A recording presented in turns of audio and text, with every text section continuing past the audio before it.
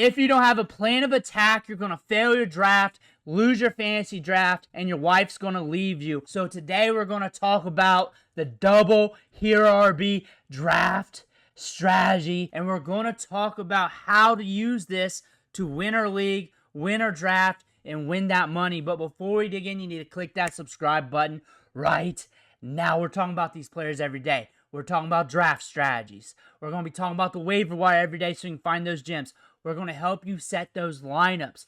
Click that button. Stop missing out. It's free. Ric Flair's watching back there. You do not want to disappoint Ric Flair. But we're talking about the double hero RB draft strategy today. And our goals with this draft strategy is to draft 2 running backs early. Rounds 1, 2, or 3, you got to come home with 2.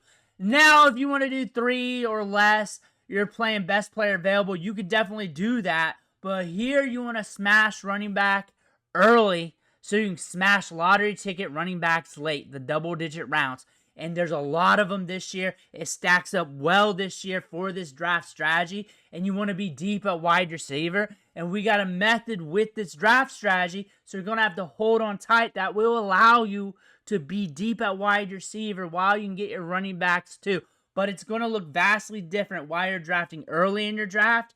Picks, slots 1, 2, 3, 4. Or mid around that 6, 5, 7 range. Or off the turn on the back end of your draft. You have to know the player pools in the draft. You have to know where the draft's strong at this year. It's deep at running back and it thins out at wide receiver. You can still moneyball it a little bit, but knowing that in the back of your mind gets you prepared for the later round. We got a good batch of running backs in the first couple rounds of the draft.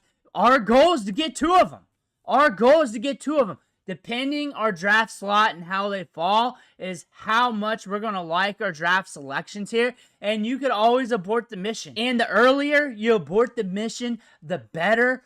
But as you're watching ADP here, you can definitely see there's areas of the draft where you can capitalize on double hero RB. Using ADP, this is how your first 3 rounds could look.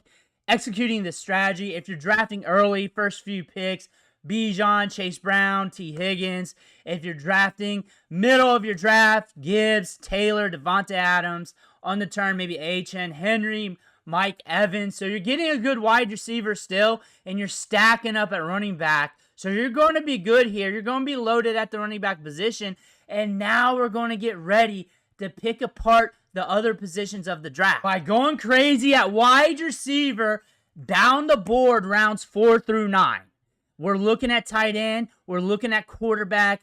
That's per your value, but more than likely when you look at the draft boards, late round tight end, late round quarterback, taking value where it seems fitting at tight end, but we're hammering wide receiver. If you look down the middle, you can definitely see ADPs also playing ZRB, Hero RB, double Hero RB, especially draft slot 5, DJ Moore, Jalen Waddle, Ricky Pearsall, Matthew Golden, Michael Pittman, and you're seeing a lot of wide receivers in this range. There's a lot of talent here that you can pick apart to execute this strategy. I hate the dead zone. There's no real dead zone this year. It is tight with running backs rounds 1 through the end of your draft here, but these running backs are climbing the board. But there's a run of running backs here, rounds 5 through 6 on Underdog, which maybe in your home league drafts might look something similar, a little cheaper, a little bit more expensive. But Alvin Kamara, Trevion Henderson, James Conner, Caleb Johnson, RJ Harvey. So you got a fork in the road here with your rookie running backs, your veteran running backs that are very valuable in fantasy football. This strategy misses out on this, and I hate it.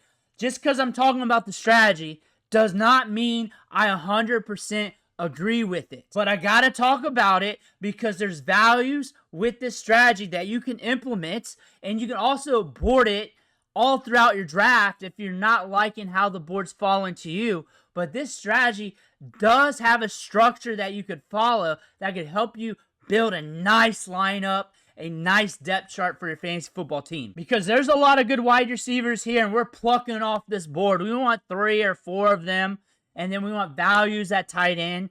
Quarterback's pretty good late this year. I'm suggesting that.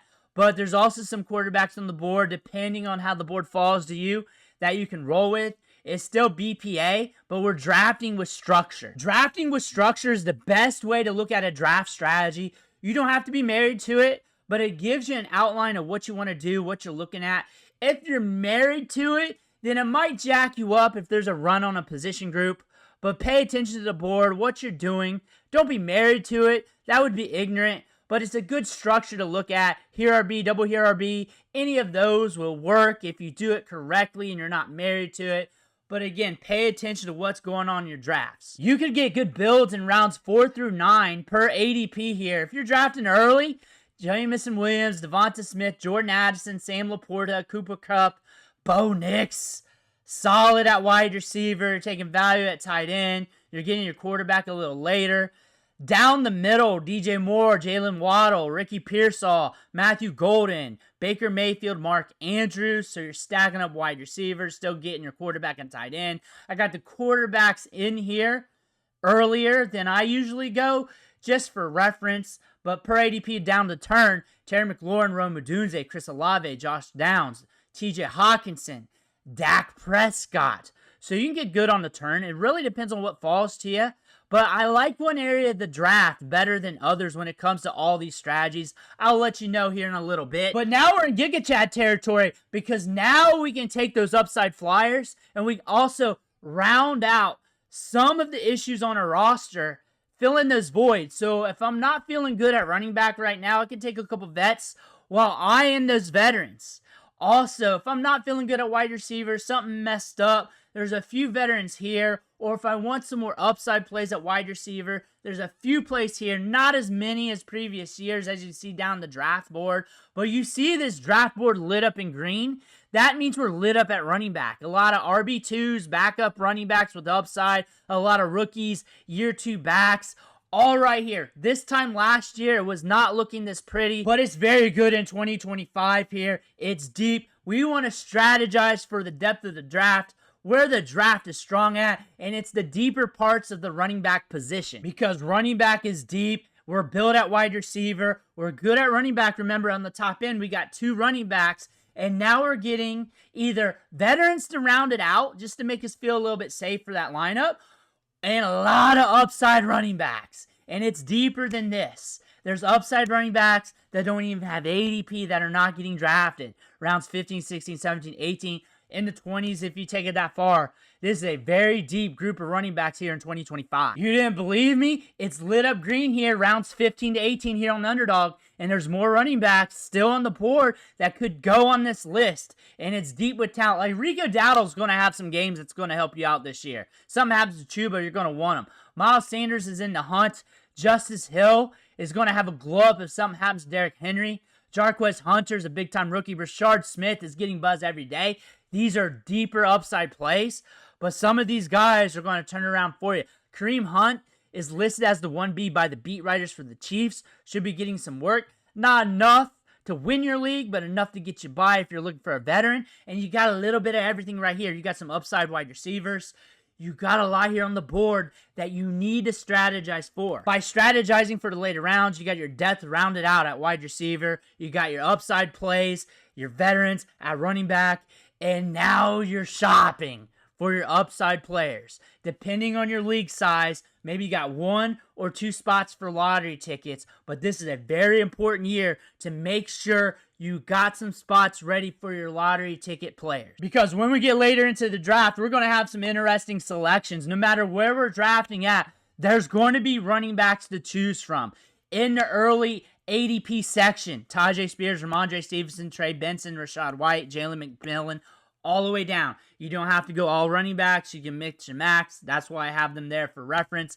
Down the middle, up the gut, Luther Burden, Jaden Blue, Dylan Sampson, Tua, Austin Eckler. You can also reach a little bit for your guys. Whatever you want to do. There's less sunk costs now in the later rounds. You can now do whatever you want. Down to turn, Cam Scatterboo, Ray Davis. Cook goes down, Ray Davis going off. Javonte Williams could be the starter for Dallas. Isaac Garondo's banged up right now, but could be back. Braylon Allen. It's not about the players. It's about all those running backs with the upside that could help you out down the line throughout the season, and you got a ton of them. And these guys could mix and match in your league from early, mid, to down the turn. no matter where you're at in draft, because you could always reach, and guys are going to fall to you, especially when you're this deep into the draft. Your lineups are going to get fun, and you're going to have a lot of talent here. Drafting early, you can get some good running backs here. Bijan, Chase Brown, and your lineup here. Your flex is looking solid. Wide receiver, you're deep. T. Higgins, Jameson Williams, Devonta Smith. Your flex can plug that in. You got some wide receivers that you drafted. You may even drafted more rounds than this. You got some veteran running backs on the bench. You got your upside flyers on the bench. Those upside flyers could turn into flex pieces. Quarterback, whatever you really wanted down the line. Sam Laporta at tight end. You're looking good here. This is a good build. You're studly at running back. You're studly at wide receiver. And honestly, if your studs go down, usually you're killed anyway. You also might want to make a choice where you want to be weak at on your fantasy team. Maybe it's down the middle girthy part of your running back depth chart. Maybe it's a little bit of wide receiver. Maybe you're not as deep, and now you got that dead zone running back. Maybe it's a quarterback. Maybe it's somewhere else. Maybe about 3/4 of the teams in your league is going to have an area where they're weak at, and they got to make up for it throughout the season off the waiver wire. But drafting down the middle of the draft, you can still have a sexy lineup. Jahmyr Gibbs, Jonathan Taylor as your anchors, your heroes. Baker Mayfield, Mark Andrews, but look at the wide receivers here. This is nasty. Devonta Adams, DJ Moore, Jalen Waddle, and you're mixing and matching with the wide receivers in that range. Ricky Pearsall, Matthew Golden, whatever wide receivers you liked in that area as your flex. Stacked at running back. You got your veteran there on the bench. You got your upside plays, Dylan Sampson, Jaden Blue, whoever else. You got an upside wide receiver. You got another quarterback if you really wanted that. Usually I don't, but for reference sake, there you go. Things are fun on the turn. If you go H.N. Henry, you're stacked up on your heroes. Wide receivers looking good. Got to see if Terry McLaurin gets signed, but for reference sake, he's in there. Olave, Downs. You got your quarterback with Dakota Prescott, T.J. Hawkinson at tight end. You got your upside flyers there at running back.